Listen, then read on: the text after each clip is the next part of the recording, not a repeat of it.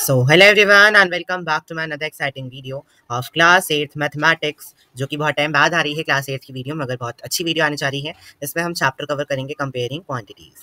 तो ये बहुत ही अच्छा चैप्टर है। इसमें आपका प्रॉफिट लॉस इस सारी चीज़ों को कवर करता हुआ चलेगा। तो इस वीडियो में हम जो टॉपिक्स कवर करेंगे जिसमें कि हमारी थ्योरी भी होगी और साथ ही साथ हम क्वेश्चन भी प्रैक्टिस कर लेंगे।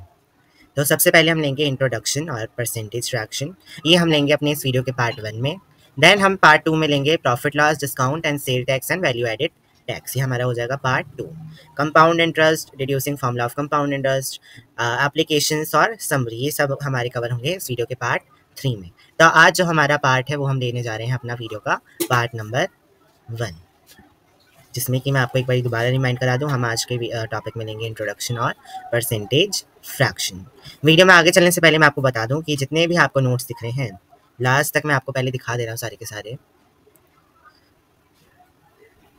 Up till here. इन सारे नोट्स का लिंक जो है वो फ्री ऑफ कॉस्ट में डिस्क्रिप्शन बॉक्स में दिया गया है। आपको सिर्फ डिस्क्रिप्शन बॉक्स में क्लिक करना है, वहाँ पे एक आपको लिंक दिखेगा, उसको आपको क्लिक करना है और आप सीधा नोट्स पे ही चले जाएंगे। तो इस तरीके से आप नोट्स देख सकते हैं। नोट्स इसलिए दिए जा रहे हैं ताकि आप इसको बाद में भी पढ़ के समझ सके कॉन्सेप्ट्स को ईजिली। फिलहाल के लिए मैं वापस आ जाऊँ टॉपिक पे, और हम टॉपिक जो पहला ले रहे हैं नंबर फर्स्ट, हमारा टॉपिक होने जा रहा है इसका इंट्रोडक्शन। इंट्रोडक्शन में बताया गया है कि हम सबको कुछ ना कुछ आइडिया तो है ही कि हम दो क्वांटिटीज़ को कैसे कंपेयर करते हैं। बोला जाता है कि हमें दो चीज़ों को कंपेयर करना है, तो हमें बहुत सारी चीज़ें होती हैं हम कंपेयर कर देते हैं। जैसे कि मान लीजिए हमने कंपेयर करा कि we have a long pencil and we have a short pencil. इसी तरीके से हम दो चीज़ों को कंपेयर करते हैं कई कई सारे एक्सपेक्ट्स में, तो इसलिए हमें थोड़ा बहुत आइडिया है ही कि हम कैसे चीज़ों को कंपेयर करते हैं। अगर मैं मैथमेटिकली बात करूँ तो इसके दो मेथड्स हो सकते हैं। सबसे पहला है हम रेशियो का यूज़ करके कर सकते हैं कि जो ये वाली पेंसिल है ये मान लीजिए 25 सेंटीमीटर इसकी लेंथ है, और एक हमारे पास सेकंड पेंसिल है जो थोड़ी शॉर्ट है जिसकी जो लेंथ है वो है 5 सेंटीमीटर। तो इस तरीके से हम रेशियो बना के इसका और रेशियो हम कैलकुलेट कर सकते हैं, जो कि आएगा 5:1। कैसे? 5 1s are 5 and 5 5s are 25। तो ऊपर है गया 5, नीचे रह गया 1, तो 5:1। सेकेंड मेथड है इसकी हम परसेंटेज निकाल दें। इस तरीके से हमने रेशियो में लिखा और इसको हम 100 से मल्टीप्लाई करके इसका हम एक परसेंटेज निकाल लें, जो कि इस तरीके से नहीं निकलता है। उसमें हमें एक पहले जो हम निकाल रहे हैं वो चाहिए अपॉन में टोटल वाला और इंटू 100 करते हैं, लेकिन उसको बेसिकली करा जाता है 100 से मल्टीप्लाई करके, जिसमें हमें लास्ट में परसेंटेज में आंसर मिलता है। इसमें हमें रेशियो मिल रहा है, उसमें हमें रेशियो नहीं मिलेगा, उसमें हमें परसेंटेज मिलेगी। तो ये दो मेथड्स हैं और इसी को ही हम आगे थोड़ा सा हम इसको इलेबोरेट करेंगे, थोड़ा सा हम इसके बारे में और पढ़ेंगे। अगर आप आगे जाके बिजनेस करना चाहते हैं, एंटरप्रेन्योरशिप करना चाहते हैं, तो उसमें भी आपको ये बहुत ज़्यादा हेल्प करेगा टॉपिक। अब हम देखें परसेंटेज आखिर होता क्या है। तो परसेंटेज को बताया गया है कि इसको बोला जाता है रेशियो प्लस फ्रैक्शन। किसी भी चीज़ का रेशियो प्लस में उसका फ्रैक्शन कितना है, फ्रैक्शन और इंटू में इसको 100 से हमें मल्टीप्लाई कर देना है, इसको हम बोलेंगे अपना परसेंटेज। इसका एक प्रैक्टिकल फॉर्मूला भी होता है। दैट इज़, अगर मुझसे बोला जाए कि आप x की परसेंटेज निकालें, तो मैं क्या करूँगा, जो x है इसको मैं रख दूँगा न्यूमरेटर में, और मैं परसेंटेज जैसे 100 बोला जाता है तो उसको मैं रख दूँगा डिनोमिनेटर में। तो इसको हम ऐसे भी बोल सकते हैं फॉर एवरी 100, हर 100 के रिस्पेक्ट में हम किसी भी चीज़ का परसेंटेज निकाल सकते हैं। इसको डिनोट करते हैं हम परसेंटेज के साइन से। और आपको ये बातें याद ही रखनी कि जहाँ पे भी ये वाला साइन बना हो, परसेंटेज वाला साइन बना हो, वहाँ पे हमें 100 के आसपास चीज़ें करनी है। 100 या तो हम न्यूमरेटर में ले जाएं या हम उसको मल्टीप्लाई कर दें, ये हमें देखना है अपने आप से। एग्जाम्पल अगर हम देखें तो बोला गया है कि 25 परसेंटेज निकालो, तो हम क्या करेंगे, 25 को इसी तरीके से हमें करना है, बिल्कुल सेम टू सेम। 25 को हम रखेंगे ऊपर न्यूमरेटर में, परसेंटेज के लिए हम 100 को रखेंगे डिनोमिनेटर में, और इसका जब हम रेशियो निकालेंगे तो दैट विल बी 25 1 25 एंड 25 4 100, जो कि इस तरीके से हमारा आंसर आ जाएगा। अब मैं बात करूँ रेशियो की, तो रेशियो जैसे कि मैंने आपको बताया A/B में लिखूँ या फिर मैं लिखूँ A/B, बात बिल्कुल सेम टू सेम ही होती है। और अगर मैं बोलूँ इस रेशियो को आप परसेंटेज के फॉर्म में दो, तो मुझे क्या करना है, A/B, जैसे कि ये वाला ही फॉर्म दिया गया है, इसको हम लिख सकते हैं A/B, और उसको परसेंटेज में लिखने के लिए इसको मल्टीप्लाई कर देंगे हम 100 से, और हम साथ में लगा देंगे परसेंटेज का साइन यहाँ पे। और ये जो भी आंसर निकलेगा, जैसे मान लीजिए मैं एक एग्जांपल लेना, मेरा आंसर आया 25, तो मैं इसके साथ लगा दूंगा परसेंटेज, तो हमारा फाइनल आंसर हो जाएगा 25%। तो इसको भी हम एक एग्जांपल से समझ लेते हैं। एग्जांपल में कह रहे हैं 4:5 हमें दिया गया है, इसको आप परसेंटेज के फॉर्म में लिखिए। तो 4:5 का मतलब 4/5।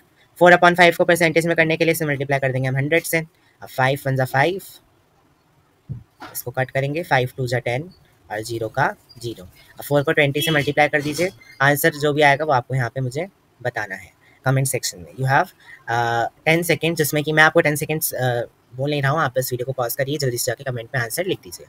एंड जो आंसर इसका आएगा फाइनली वो होगा 80%। अब हमसे बोल रहे हैं कन्वर्ट करिए 75% को डेसिमल में। तो इस जो टॉपिक हम इसमें कवर करेंगे वो है कन्वर्ट करना परसेंटेज को फ्रैक्शन में, रेशियो में और डेसिमल में। तो सबसे पहले बताया गया है कि हम कैसे कन्वर्ट करें 75% को डेसिमल में। तो इसके लिए हमें कुछ भी नहीं करना है, जो परसेंटेज में हमें दिया गया है, जैसे कि 75 दिया गया है तो अपॉन में इसके 100 आ जाएगा। अगेन सॉल्व करने का काम आपका है, लेकिन एक ट्रिक मैं आपको बता देता हूँ, अगर आपको पता है देन वेल एंड गुड, अगर नहीं भी पता है देन इट्स ओके। कि अगर किसी भी चीज़ के नीचे 100 आ जाए, मान लीजिए मेरे को दिया गया है 2 और इसके नीचे मैं लिख दूँ 100, तो जितने भी इसमें जीरो दिए हैं उतने डिजिट छोड़ के आपको पॉइंट लगा देना। जैसे इसमें 2 जीरोज़ हैं तो पहले 2 लिखिए, फिर एक आप अपनी तरफ से 0 लगाइए और फिर पॉइंट लगा के आप लिख दीजिए 0।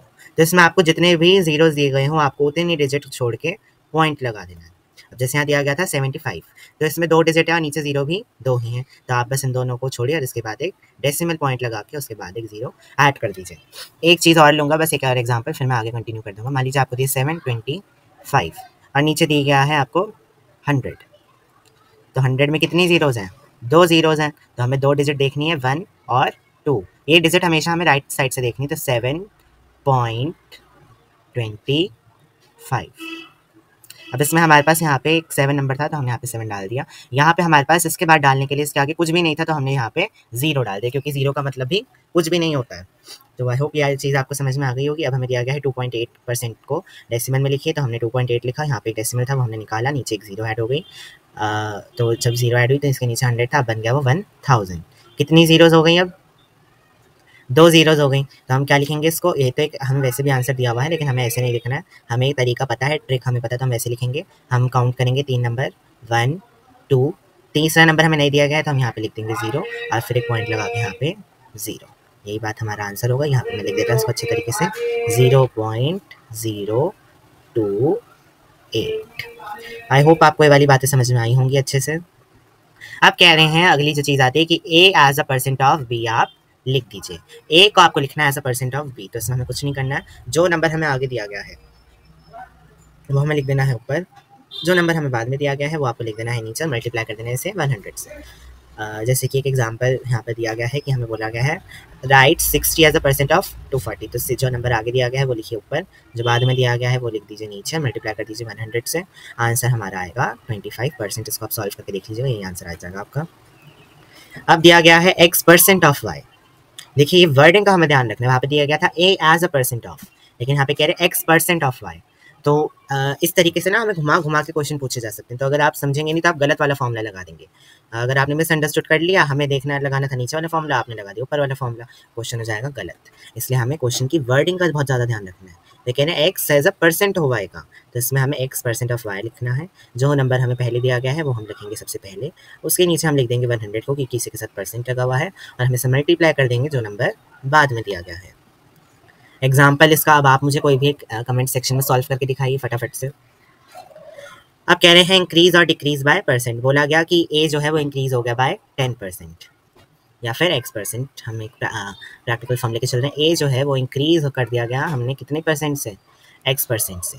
तो इंक्रीज कितना हुआ बोलें तो हम बोलेंगे x/100 इंटू ए। वहीं अगर हमसे पूछें इंक्रीज नंबर कितना हुआ, नंबर जो है एक होता है कि ये मान लीजिए नंबर है, इसमें मैंने कुछ और मिला दिया तो ये बन गया इतना बड़ा, एक बिग था इसमें मैंने थोड़ा सा स्मॉल मिलाया और ये बन गया XXL साइज, बहुत ज़्यादा बड़ा बन गया ये बिग में स्मॉल मिलाने से। तो जो ये इंक्रीज हुआ वो अगर हमें निकालना तो हम ये निकालेंगे, और इंक्रीज नंबर जो इंक्रीज होकर जो नंबर आए वो निकालने को बोले तो आपको ये वाला फॉर्मूला निकालना है। इसी तरीके से डिक्रीज है कि कोई चीज़ कितनी डिक्रीज हुई है उसके लिए ये वाला फॉर्मूला, और वो कितना आंसर कितना है वो निकालने के लिए आपको ये वाला फॉर्मूला यूज़ करना है। अब हम जब इंक्रीज और डिक्रीज पता कर चुके हैं तो हम परसेंटेज इंक्रीज और परसेंटेज डिक्रीज निकालना भी सीख लेते हैं। फॉर्मूला दिया गया है, जितना इंक्रीज हुआ है वो लिखिए, जो ओरिजिनल नंबर था वो लिखिए और उसको मल्टीप्लाई कर दीजिए 100 से। इसी तरीके से डिक्रीज परसेंटेज निकालने को बोले तो डिक्रीज लिखिए, ओरिजिनल नंबर लिखिए और इंटू कर दीजिए 100 से। इंक्रीज और डिक्रीज यहाँ पे आपको बताया गया है कैसे निकालती है। ये रही डिक्रीज और ये रही इंक्रीज।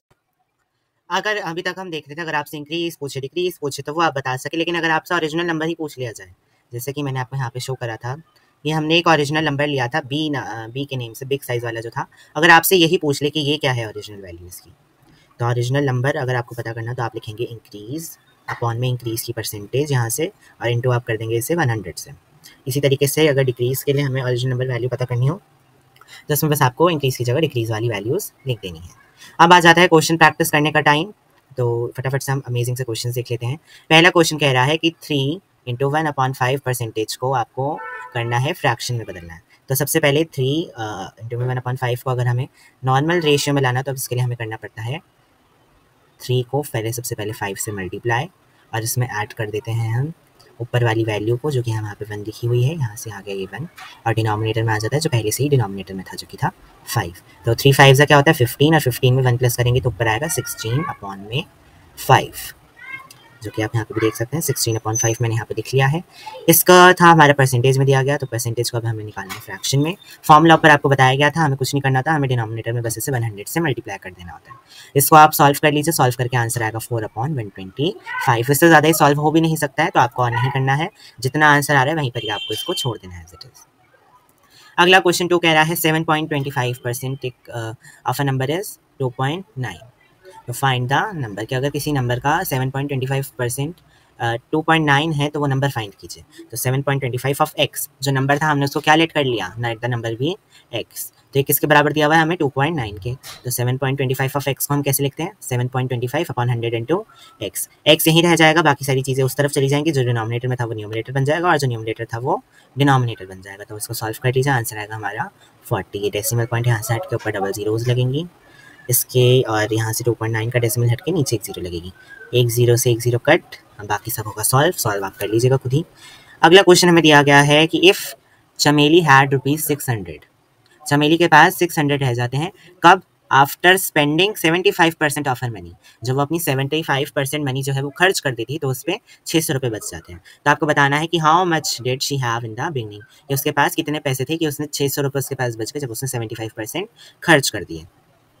तो हम लेट करते हैं कि उसके पास x रुपीज़ थे, तो बाद में जो उसके पास उसने जो खर्च करे कितने परसेंट करे 75%, तो उसके पास बचे कितने होंगे, अब उस पर बचे होंगे 25। देखिए जब परसेंट होती है तो वो 100% होती है।